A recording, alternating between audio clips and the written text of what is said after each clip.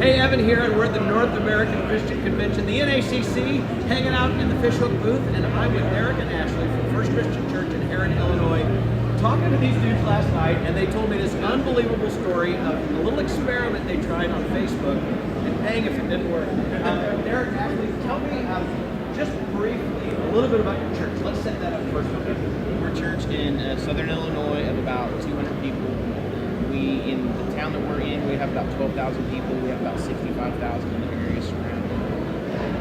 The church has been established for over 100 years. So we're a growing church. We're seeing younger families come in. Actually, being pastor at the ministry church. We're trying to figure out what we can do to reach our community. And so you have an annual event every year around Easter. Ashley, tell me about that. We've been doing an Easter egg hunt at the church for, I don't know, about 3 or 4 years. We usually average about 100, 150 kids. A lot of kids come from our soccer program, different things. People just drive by and see it.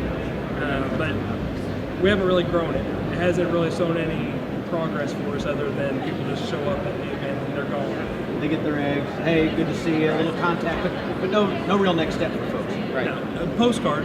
Right? Okay, awesome. Okay, so then this year, what was the experiment that you tried? We decided that we were starting to kind of look about how we can use social media to our benefit. And one of the things that we feel like is important is we need to use social media to benefit our church and the community. So Ashley started doing some research, we started looking around, and we saw this idea to boost a post on Facebook. And so Ashley did most of the legwork on it, and we put it on Facebook, we boosted the post, and we paid like, I think $30. We paid $30. And that one post actually ended up hitting over 7,000 people. Get out! So then we decided, hey, let's try that for our Easter service. And that boost for our post for our Easter service hit over 6,000.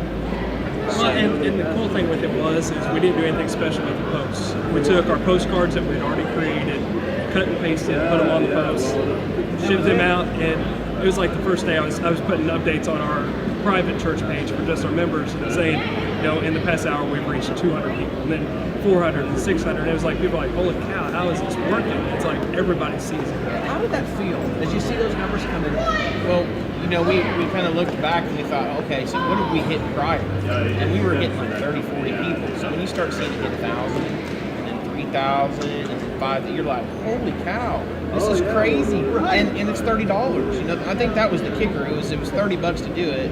So it was like, it wasn't really very much out of pocket, right? But it made a huge impact on people around us. And we were just looking at it a second ago, and since then, our posts have gone from like 30 or 40 people to all of a sudden now we're hitting 150, 200 On your regular post? on a regular post, and we were just looking at one of them was 650 people for just a normal post, and it was like before we're hitting 30 people. And just the add-ons that have come from just boosting that one post. Yeah, and I think Facebook's giving you guys a little love there. I think they're probably getting your stuff into people's feed a little bit more. We don't know exactly how all that works, but it works. Any resistance in the churches to this? No, not really. In fact, it was one of our elders that came to us and he said, we need to figure out how to use social media to our benefit. Which was awesome to have him step up and say that's what he needs to see happen. So we didn't really have any resistance. In fact, one of the things we told people is if you see this post on your Facebook, like it, because that's how the whole boosting thing works. And so it blew up. It did something we were never expecting it to do, but it's really cool. How about the process itself? Like when you press that button, do you want to boost this ad? How was that process actually? It was easy. I had to get Derek's credit card because I was afraid to put it on mine. But you put the information in, hit the boost, and it's like you're done.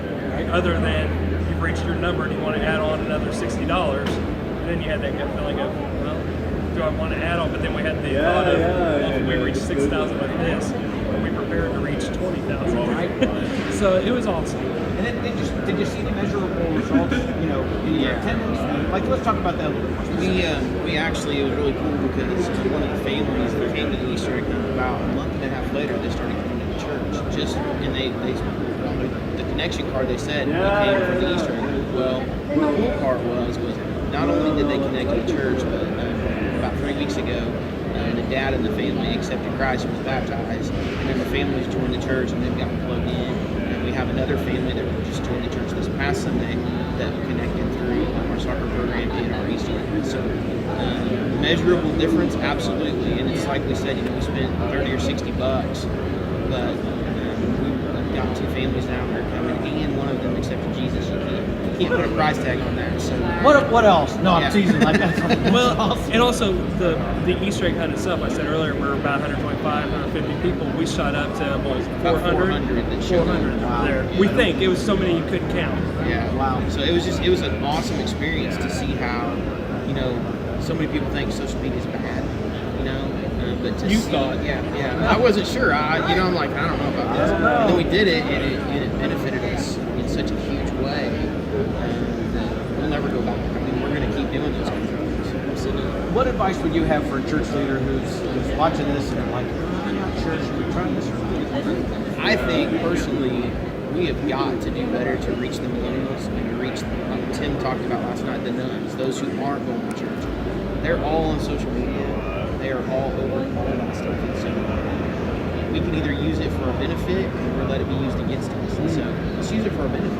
Let's get the gospel out there. And sometimes it's not, we don't need to put a scripture up or anything like that, but it's like, hey, come to this event. We had a Super Bowl party. Come to that event. Come and hang out. Come watch the game. We had 500 people, that liked that post. And so use social media to your benefit. You can see the dividends just paying themselves off over and over. Just make sure before you hit send or boost that everything is proper and spelled right. Exactly. I'm not a good speller, and that's one of the things I have to have people constantly, hey, you misspelled this, change it. All right, brother. You're part of the church. That is right. I guess so as well. You guys are awesome. Thanks so much for sharing this with us. Your web address so people can find you guys? fccheron.org, and Heron is HERRIN.org. And how do we find you on Facebook? First Christian Church of Heron. Just like that. Awesome. Derek, Ashley, thanks so much for sharing what you've learned in this. Awesome. I would just encourage people, there's nothing I can add to what they said. Try it out. Give it a try. And then if you would, send hashtag StepItUpChurch or send us by Twitter or by email, however you want to reach Bishop. Share your story with us and let us help share that with other people. All right, that's it from the NACC. Say bye, guys. Bye, guys.